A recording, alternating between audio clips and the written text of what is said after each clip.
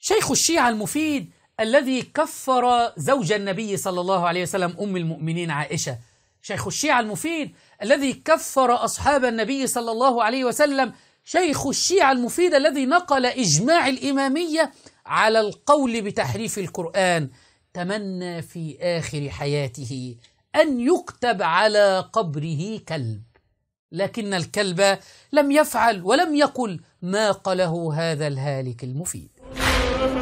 الشيخ المفيد رحمة الله عليه حين توفي هو كان يعيش في بغداد، وحين توفي وصى في وصيته، وهذا مكتوب في حياته في كتب التراجم، لو رجعتم ستجدون ذلك واضحا. وبماذا أوصى يا غزي المفيد هذا في آخر حياته؟ أخبرنا. فأوصى أن يدفن عند بوابة الإمامين في وصيد الباب عند العتبة، وأوصى أن يكتب على قبره وكلبهم باسط ذراعيه بالوسط، وكلبهم باسط ذراعيه بالوسط. ألا يدري هؤلاء أن آل البيت كانوا لا يقتنون كلابا؟